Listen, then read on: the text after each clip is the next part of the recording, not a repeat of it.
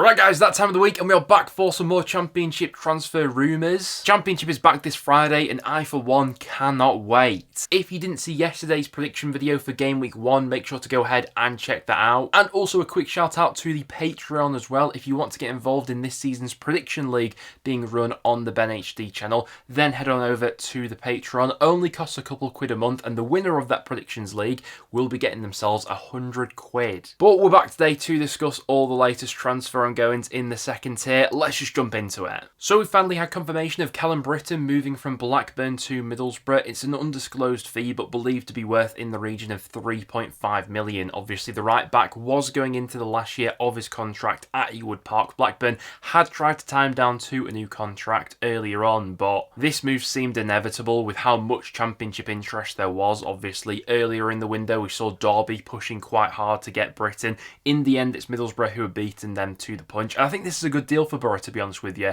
We mentioned it on one of the previous videos, but how important fullbacks / wingbacks are in a Rob Edwards system. Having someone like Callum Britton with real quality at both ends of the pitch, I think this one's a top pick-up for Middlesbrough. But Blackburn have wasted no time in securing his replacement as they've got a deal in place for Lewis Miller, who's coming over from Hibernian. This deal believed to be worth in the region of 1.5 million. The 24-year-old Australian international is coming off the back of a good season in Scotland, but obviously has big shoes to fill coming in to replace Britton. Swansea City has struck a loan deal for West Ham youngster Caelan Casey, who'll be joining them for the season. I think this was probably a position that Swansea were in need of adding a little bit more depth, especially with a few of the defensive injuries that they've got coming into the first game week of the season. Both Santos and Cabango picking up injuries in pre-season. Casey himself has played 12 senior matches for West Ham up until this point, so this will be a big season of development for him at Swansea. We've seen Sheffield United completing a deal for promising Braga midfielder Dribril Sumare. He's coming in initially on a loan deal, but Sheffield United do have the obligation to buy him permanently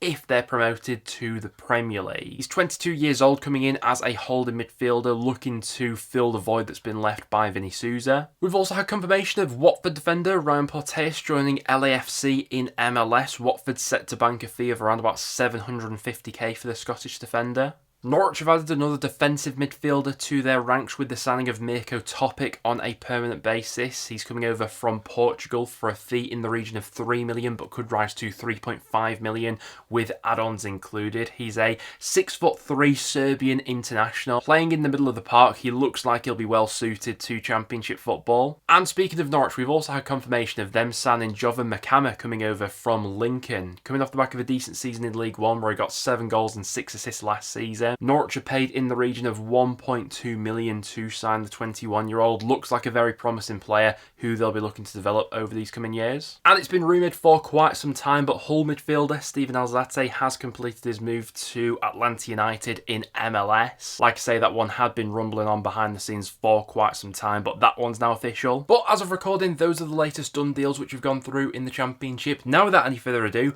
let's jump into the rumours. And where else to start but with Chuba Akpom, because this story has dominated the headlines over the last 24-48 hours and as of recording is still a developing story. So obviously, initially it was Middlesbrough and Birmingham interested in the Ajax forward. Of those two clubs, Birmingham was his preferred destination and at one stage looked like Blues had won the race to sign Akpom. It was originally agreed with Ajax that this was going to be a loan deal with the obligation to buy if Birmingham are promoted to the Premier League, with that buy obligation being worth around 7 million. However, when Birmingham thought they had a deal in place, Ipswich then come in and hijacked the deal. By all accounts, he was having his medical at Ipswich last night and it's on the same terms that Birmingham agreed to, so loan deal for the season with the obligation to buy at the end of the season if Ipswich are promoted to the Premier League. However, in yet another twist, Birmingham aren't giving up on this deal and are now proposing that they're prepared to buy Akpom outright from Ajax in a permanent deal. So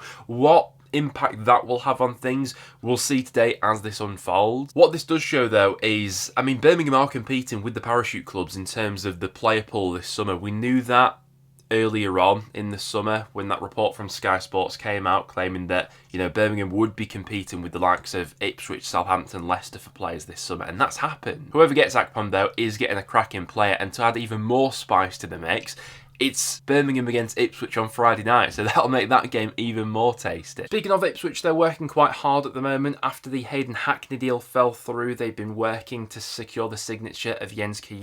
By all accounts, it looks like this deal will be completed before the start of the season, according to Fabrizio Romano. Ipswich do have a deal in place where they'll be paying a loan fee of around about 1.7 million, and like Akpom, they'll have the obligation to buy him on a permanent basis if they're promoted back to the Premier League, with that buy obligation being worth about 6.1 million. I think that one makes sense. Obviously, a player who already knows the club from his loan spell there last season. I think he'll be a really good asset in the Championship, and Ipswich were in desperate need of bolstering that midfield, so getting him in before the Birmingham game I think would be, quite useful. So it looks like Leicester City could have the green light to move in for Wickham striker Richard Kone. Swansea had been pushing quite hard for his signature in recent days, but according to BBC Wales, that deal looks quite unlikely to happen at this stage, with Swansea not prepared to match Wickham's asking price for the striker. Now, he is into the last 12 months of his deal with the League One club, and Wickham are demanding upwards of 5 million for his signature. Swansea haven't been prepared to offer that much. As that's the case, it seems like Swansea have walked away from negotiations for the time being and are assessing other targets right now. And Swansea have also seemingly missed out on the signing of Ollie McBurnie. It looks like after all of these months of transfer speculation,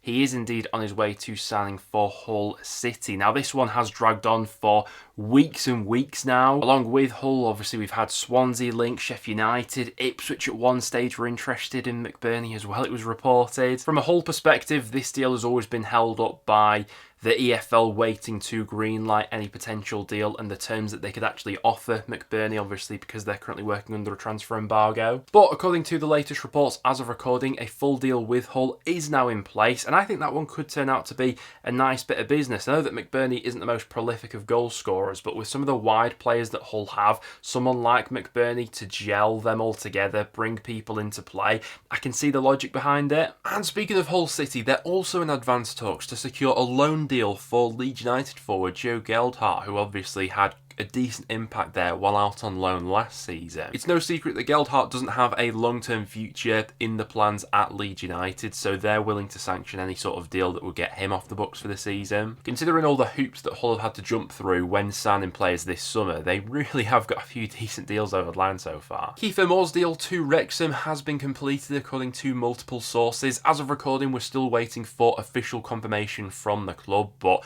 going off the latest reports, this deal has gone through after a successful medical, with Wrexham paying £2 million to Sheffield United for the experienced striker. Gives them something a little bit different in the final third, and getting this deal done now so he'll be made available for that first game of the season away at Southampton, I think is a good thing for Wrexham. And the rumours linking Blackburn's Lewis Travis with Derby County are not going away. We've seen them resurface in recent days as well. Now, Derby, I think, have done quite well during the transfer window so far, but by no means are they done in the market, and Eustace keen with a reunion with one of his former players here. Now, Travis is in the final year of his contract at Ewood Park. Blackburn have been trying to get him tied down to a new deal, but by all accounts, that doesn't seem to be very close. If they were to sell him, then it's been reported that Blackburn would be looking for a fee in the region of 3 million. We'll wait and see if Derby do match those terms, but interesting that those rumours have resurfaced ahead of the new season. And this is not the sort of news that Stoke fans want to hear on the eve of the new season, but Fabrizio Romano dropped an absolute bombshell relating to Victor Johansson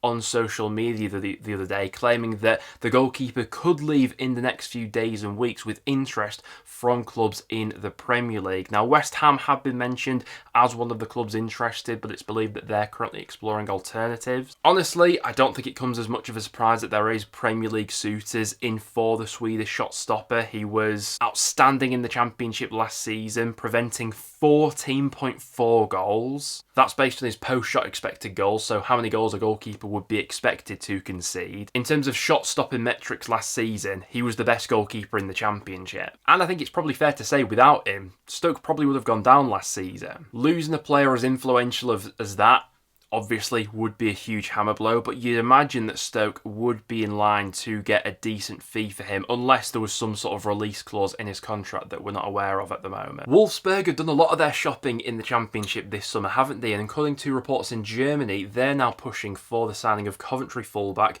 Milan van Evac. Now, we knew earlier in the summer that there were a few rumblings about him potentially leaving this summer. Obviously, Coventry have been quite proactive in already securing his replacement with the addition of Kane Kessler-Hayden. So from a quality perspective, I don't think it would be a disaster for Cov to be losing a player like Van Evac. As good as he's been over these last few years, you've already got that ready-made replacement there in Kessler-Hayden. The good news for Coventry is that he is under contract with the club until 2027, and so you'd imagine they'd be able to command a decent fee. But according to the latest reports, talks with the player are already at a pretty advanced stage, so this is a transfer that could move pretty quickly over these next few days. FC Cologne are the latest club to register an interest in Middlesbrough defender Rav Vandenberg. They've reportedly submitted an initial offer worth in the region of 6 million. You'd imagine that's going to be rejected by Middlesbrough. They've already had higher offers during the summer so far, but whether or not they go in with a revised offer, we'll have to wait and see. There is plenty of interest in Vandenberg, and with